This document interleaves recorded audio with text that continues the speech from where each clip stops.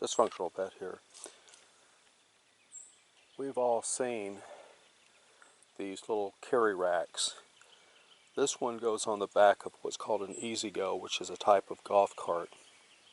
A lot of people use E-Z-Gos the same way they use the little well, not quad runners, but the little four-wheel buggies for doing farm and ranch work. You notice where the orange tape is located.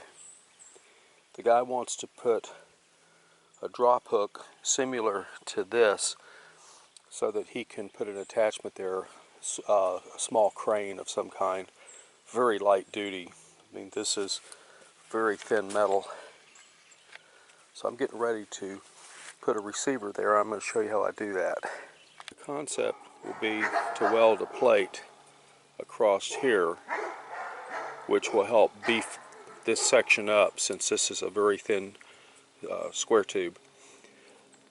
And then an angle iron across here, possibly an angle iron here, again to additionally beef up this plate. Across the top, there'll also be an angle iron, and then a 1 1/4 inch square tube here in order to drop the receiver into. And after that, the little crane is, I don't know if that's proprietary or not, so I'm not going to show what's being put on there, but just the actual building of the receiver piece. Alright, I'm using the wire welder, and some of my beads are a bit lumpy, and part of that is my lack of skill. The other half of it is my mask kept fogging up, my faceplate. This is the bottom, this is a plate, this is angle iron.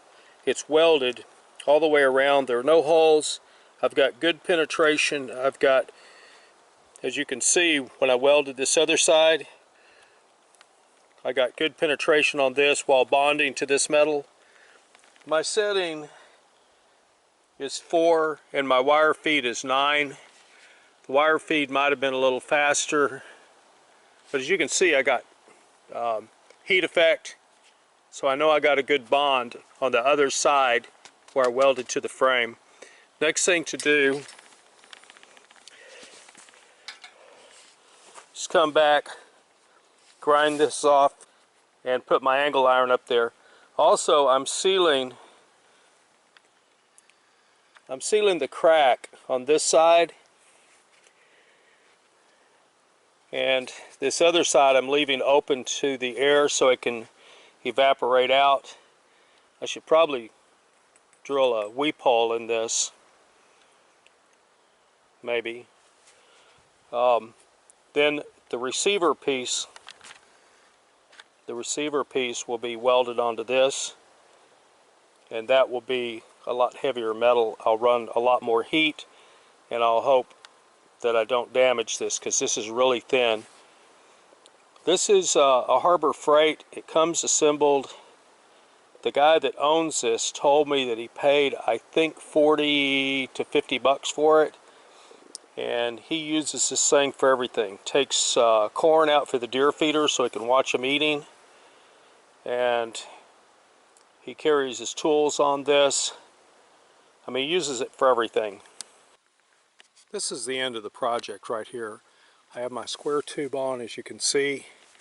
I've drilled a hole in there, and this tubing is 1 1/4 inch. When you get it, you're going to need to round this off with a grinder and clean up the sides. I had trouble pushing this through due to some foreign material, I believe, when they drilled these holes. Not sure. It was real easy to pound out. Here is the base plate. This is what will hold the little crane. Like I say, it's proprietary, so I don't want to film that. And we're back. Something that happened. Now I'm welding with 7018s. I have these nice, I don't know if you can see them or not. I can't see them on the camera. I have some really nice beads on here where I was coming down. But on this other side, right up here, I had a gap. and I was trying to weld the way that I had learned to weld gaps, and for whatever reason this tube right here, which, oh man, that baby, that's hot. Anyway, this melted on me, so I went back and I filled it in with a wire welder, and then I came back and I welded the tube and the plate together with a 7018 at about 98 amps, and I like the way it came out. It's pretty good. I'm getting ready to primer it to keep it from rusting, and then I'm going to call it quits. Dysfunctional that out.